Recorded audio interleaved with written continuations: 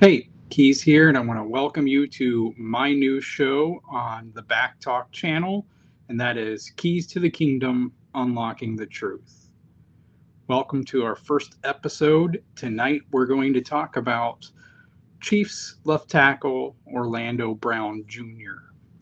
On this show, I'm going to try to keep a balanced approach, but I'm also going to be honest. I'm going to tend more towards the realistic side, not the optimistic side, and I'm also going to try to shy away from the pessimistic side. We might hit both, but at some point we'll be in the middle here. So, to start with, a lot of this is predicated on something that a Chiefs reporter, and I'm not going to say his name, but a Chiefs reporter threw out that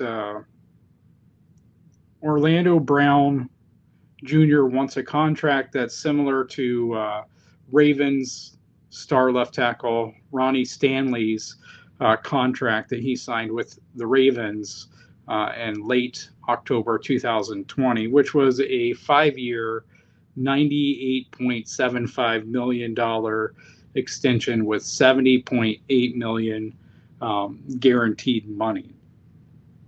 And so the reporter went on to say that, throwing out some numbers here, that the Chiefs might try to sign Orlando Brown Jr. to a 5-year, $101 million extension with $80 million in guaranteed money. Now, I will grant Orlando Brown Jr. that, one, he's only been a left tackle in the NFL for a year and a half or so.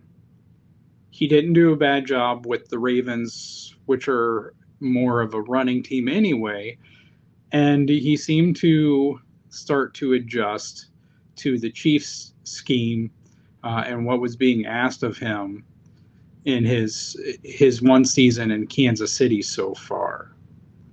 However, that said, Ronnie Stanley is the only left tackle who has gotten more fully guaranteed money than Trent Williams. Now, Trent is older and Trent has had some injury issues. Those would be valid counter arguments to what I'm going to say.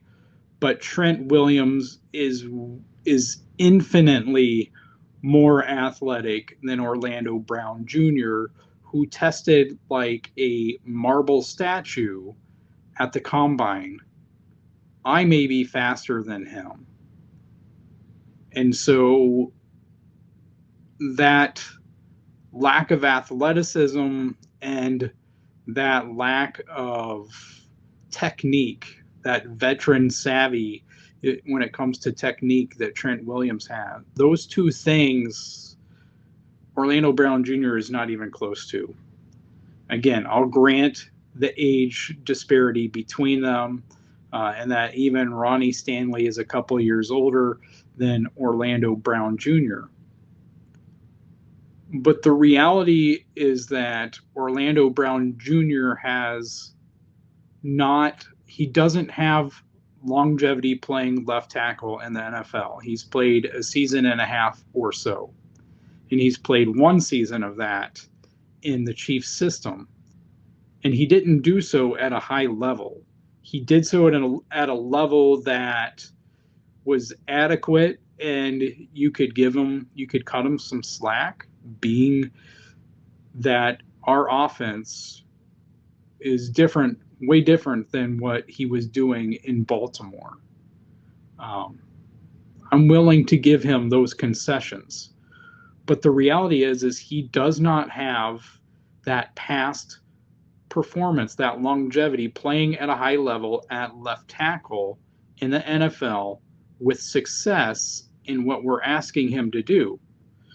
So it is utterly insane to expect that he is going to get the most fully guaranteed money of any NFL left tackle, including Ronnie Stanley and Trent Williams. It is insane. Based on what? Based on being 26 years old? Based on being 6'7" or 6'8" and 330 pounds? What in the world has he shown in the past that would make anyone say this guy is worthy of $80 million in guaranteed money? It's insane. Let alone giving him $20 million a year. But at the end of the day, everything comes back to guaranteed money. Of our offensive line and pass protection grades for 2021,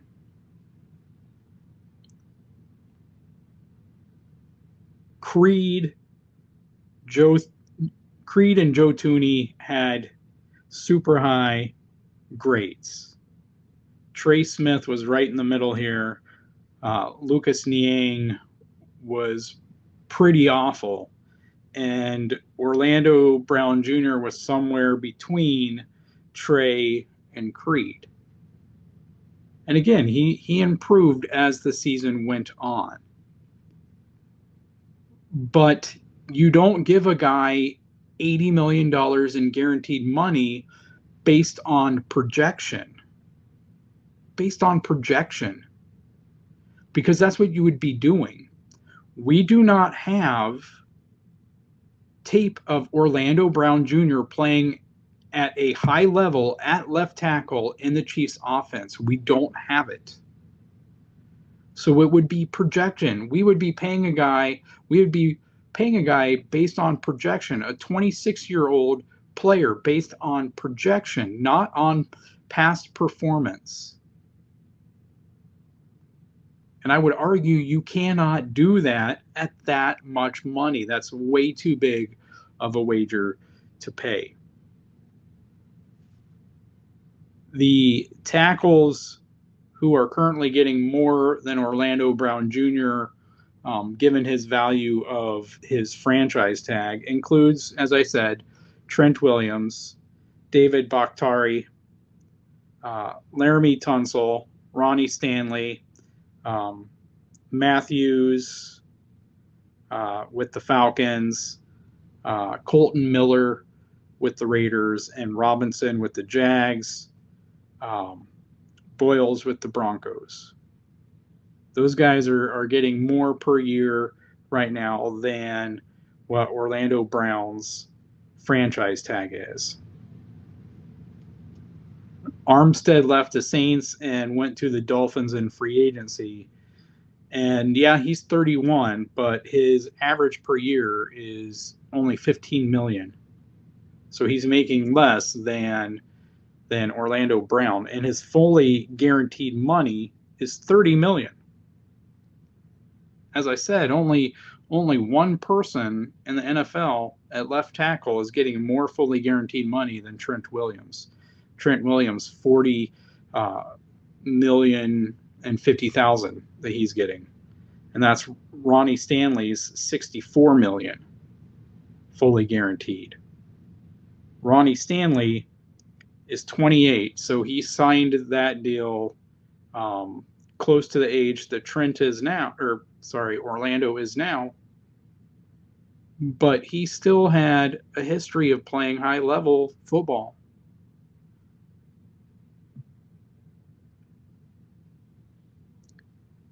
The only way I could see this deal being worth the risk, this proposed deal being worth the risk, is if the Chiefs completely augment their offense. If Pat Mahomes lines up under center much more often than he has in the past, if the Chiefs utilize the run game more and utilize true play action pass to generate some of their big explosive plays in the passing game that have been taken away by this too high look that they've seen with safeties 20, 25 yards away from the line of scrimmage, then maybe this deal makes sense because you're taking some pressure off of Orlando Brown Jr. But the Orlando Brown Jr. I saw playing left tackle for the Chiefs kind of scares me when you have Mahomes dropping back 5 or 10 yards and any kind of speed rusher is beating him. I understand he has long arms, but he doesn't have the athletic ability when he goes up against speedy, smart pass rushers. And so paying a guy, being on the hook for $80 million in guaranteed money, I don't know how you can justify it. And you can't just say, well, he's $16.5 million against our cap this year. We need to get him signed to an extension so we can lower our cap. That's not worth screwing yourself 3-4 years into the future. With $80 million fully guaranteed money, you can't cut him after 2 years. You can't even cut him after 3 years. With some pain, you could cut him after 4 years. He would be playing most of his contract and you can't cut him. Think of a Frank Clark situation. That's what you would be looking at. Maybe he pays off. Maybe he continues to get better. But is that worth the risk of being tied to him for 4 years? Not being able to move on from that contract. Because if you make that risk and you're wrong, it's going to be really hard to escape that cap hell. It's going to be really hard to move on. So for me, it's not worth the risk. If he wants anywhere close to those numbers, there's no way I can offer an extension because I can't imagine how it would be best for the team. The best move at that point would be to swallow the cap hit as is, play him on the franchise tag, and see if he can play at a high level for this team and this offense as this team needs. And if he can do that, then you can give him a contract that looks something like that. But whatever it is, it better not approach anywhere close to $80 million guaranteed. However they structure it, they got to be smart. They have to account for the risk that they've only seen him in this offense for 1 year. He moves like a statue, and he's protecting the highest paid player in the NFL.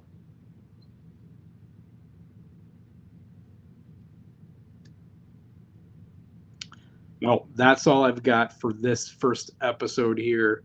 If you're not a subscriber to Back Talk, I want to encourage you to go ahead and subscribe. Make sure you hit the like, hit the bell notification so you know when we're doing a live or when we have new content for you. Be on the lookout for this show each week. We have some live streams coming up, and we look forward to adding more regular content for your enjoyment. Thanks for watching.